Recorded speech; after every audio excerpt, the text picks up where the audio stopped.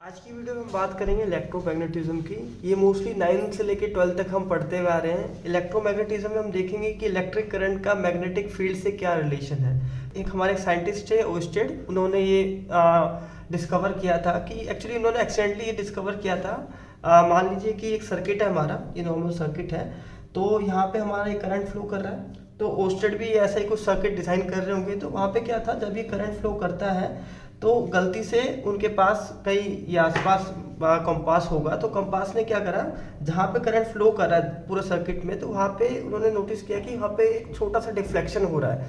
हमारे जो कंपास है, जैसे कंपास है तो उसमें डिफ्लेक्शन हो रहा है। तो उन्होंने नोटिस किया कि करंट फ्लो होने से हमारा कंपास डिफ्लेक्ट क्यों कर रहा है, means there is a magnetic field associated with the current. तो वहाँ से उन्होंने डिस्कवरी दी कि इलेक्ट्रिक करंट हमारा मैग्नेटिक फील्ड से एसोसिएटेड है, जिसको हम इलेक्ट्रोमैग्नेटिज्म बोलते हैं। ओके, इसके अंदर हम जो 9th 10th 11th 12th में हम पढ़ते आ रहे हैं उसका हम कुछ डेमोन्स्ट्रेशन करेंगे और देखेंगे कि इलेक्ट्रोमैग्नेटिज्म क्या होता है। ठीक है, तो मैं कुछ एक छोटा सा एक्सपेरिमेंट लूंगा। उससे पहले हम समझ लेते हैं थ्योरी क्या कहती है। जैसे ये करंट फ्लो कर रहा है, ओके, हमने राइट हैंड थंब रूल पढ़ा होगा 9th क्लास में।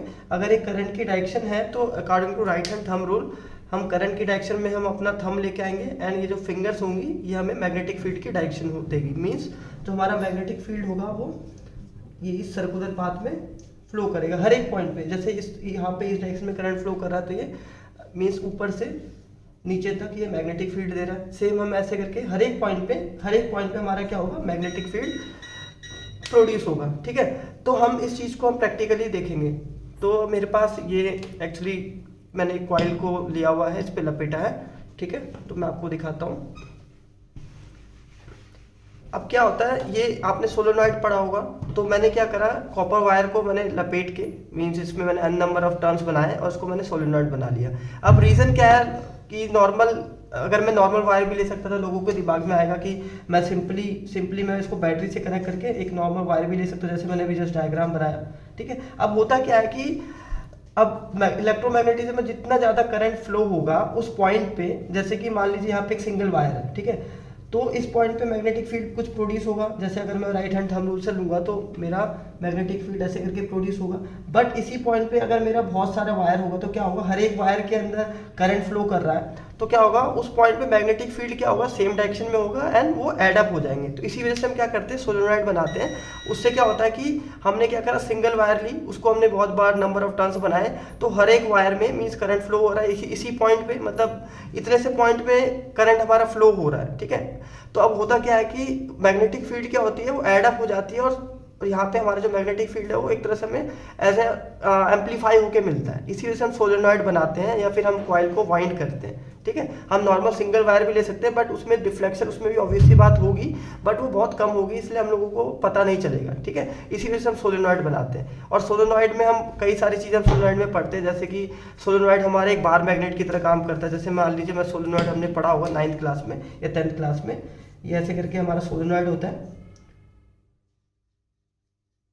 ओके, तो क्या होता है, यहाँ पे हमारा ये ऐसे करके एक मैग्नेट की तरह यहाँ पे मैग्नेटिक फील्ड लाइंस बनती हैं।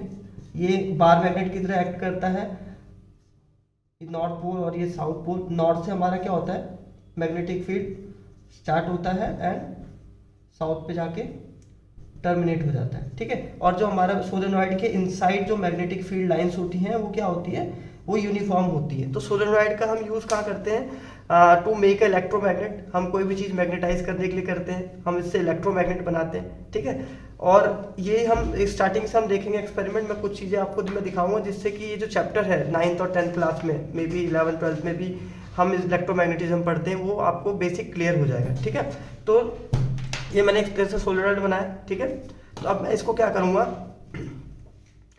मैं इसको power supply I mean battery से कनेक्ट कर लेता हूँ। ठीक है, ये मेरी 9 वोल्ट की बैटरी है और मैंने इसको एक टर्मिनल से जोड़ा एंड दूसरे टर्मिनल से जोड़ा। ठीक है, अब क्या हो रहा है, इसके अंदर मैग्नेटिक फील्ड प्रोड्यूस हो रही है, मीन्स करंट फ्लो कर रहा है, तो there is a magnetic field associated with. अब मुझे पता कैसे चलेगा, तो वही सेम चीज़ आपको मैं दिखाऊंगा। जैसे ये मेरे पास, मैं इसको पहले दूर रखता हूँ, ये मेरे पास जैसे कंपास है। ठीक है, मैं इसको स्टेबल होने देता हूँ। ठीक है, अब अगर मैं इसको इसके पास लाऊंगा तो ये डिफ्लेक्ट होना चाहिए, क्योंकि जैसे मैंने बोला इसके अंदर हमारा क्या है, मैग्नेटिक फील्ड प्रोड्यूस हो रहा है। तो मैं इसको लेके जाता हूँ तो इट शुड डिफ्लेक्ट। तो आप देख रहे हैं थोड़ा सा डिफ्लेक्शन हो रहा है, जैसे पास हो रहा डिफ्लेक्ट हो रहा है, पीछे ले जा रहा हूँ तो वापस वो डिफ्लेक्ट हो रहा है। तो क्या हो रहा है, मैग्नेटिक फील्ड में चेंज कर रहा हूँ। जैसे देखिए आ रहा हूँ मैग्नेटिक फील्ड, अब देखो ये सेम चीज़ मैग्नेट में भी होता है। जैसे मेरे पास ये मैग्नेट है, अगर मैग्नेटिक फील्ड है तो ये डिफ्लेक्ट होना चाहिए, ठीक है। तो वही अभी क्या है, जैसे मैंने इसमें करंट फ्लो कराया तो इसके अंदर मैग्नेटिक फील्ड प्रोड्यूस हो रही है, तो उसी मैग्नेटिक फील्ड से क्या हो रहा है, यहाँ पे हमें डिफ्लेक्शन देखने को मिल रहा है। हालांकि डिफ्लेक्शन बहुत कम है, बिकॉज जो हमारा जो मैग्नेटिक फील्ड है, जो भी कॉइल के अंदर जो मैग्नेटिक फील्ड है वो किस किस के ऊपर डिपेंड करता है, वो हमारा डिपेंड करता है हमारे पास कितना उसके अंदर करंट फ्लो कर रहा है। करंट अगर ज़्यादा होगा तो मैग्नेटिक फील्ड भी हमारा ज़्यादा होगा। ओके, दूसरी चीज़ क्या है, इसके अंदर जो नंबर ऑफ टर्न्स होते हैं, ये हमने पढ़ा होगा 10th क्लास में, नंबर ऑफ टर्न्स अगर ज़्यादा होगा तो उस केस में भी मैग्नेटिक फील्ड हमारा ज़्यादा होगा। तो इन चीज़ों पे डिपेंड करता है। अगर वही मैं इसमें नंबर ऑफ टर्न्स बढ़ा दूं तो क्या होगा, मैग्नेटिक फील्ड ज़्यादा होगा, ज़्यादा डिफ्लेक्शन इसमें शो करेगा। या तो मैं इसमें इसका करंट बढ़ा दूं, मीन्स ये जो बैटरी है ज़्यादा वोल्ट की बैटरी है तो ज़्यादा करंट इसमें से फ्लो करेगा, ठीक है। तो इसमें आप देख सकते हैं मैग्नेटिक फील्ड है तभी तो ये डिफ्लेक्ट कर रहा है, ठीक है। तो क्या इसका अपोजिट हो सकता है, मीन्स कहने का क्या मतलब है कि करंट की वजह से मैग्नेटिक फील्ड प्रोड्यूस हो रही है, क्या मैग्नेटिक फील्ड की वजह से करंट प्रोड्यूस हो सकती है, ठीक है, जिसको हम इंड्यूस करंट पढ़ते हैं, ठीक है। तो क्या हम करंट को इंड्यूस कर सकते हैं, तो वो भी मैं आपको दिखाता हूँ करके। तो मैं क्या करता हूँ, मैं इससे बल्ब भी जोड़ सकता था। एक्चुअली क्या है, इसके अंदर से जो करंट है बहुत कम होगा, तो ये जो एलईडी मैंने ट्राई किया था, मेरे पास एक एलईडी पड़ा हुआ है, ये मैंने ट्राई किया था बट ये ग्लो नहीं हुआ था, क्योंकि जो इसमें करंट आ रहा है वो बहुत माइक्रो एम्पियर में आ रहा है, ठीक है। तो मैं किसी और एक्सपेरिमेंट या किसी और वीडियो में आपको दिखाऊंगा, देन मे बी मेरे पास जो करंट होगा, मैंने पावर सप्लाई जो होगा वो मैं ज़्यादा करके आपको दिखाऊंगी। आप इससे एलईडी या फिर कोई सोर्स भी चला सकते हैं, ठीक है। तो मैं आपको दिखाता हूँ।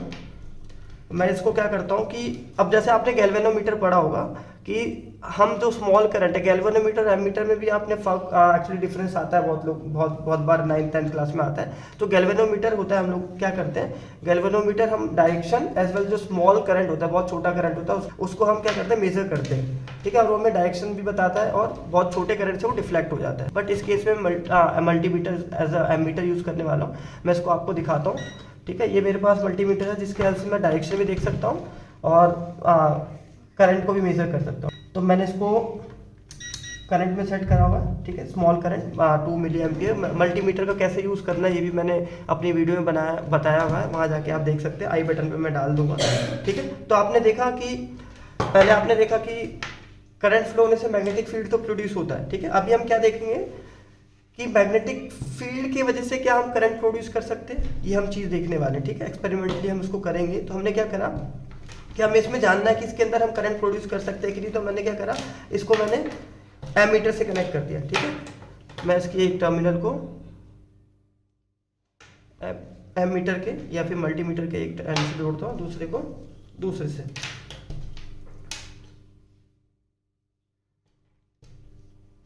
ठीक है। ये आपको दिख रहा होगा, ये मैंने जोड़ा इसको। अब क्या है कि मुझे इसके अंदर मैग्नेटिक फील्ड प्रोड्यूस कर, मतलब यहाँ पे मैग्नेटिक फील्ड मुझे लेके आ रहा है, तो उसके लिए मैं मैग्नेट का यूज़ करूँगा।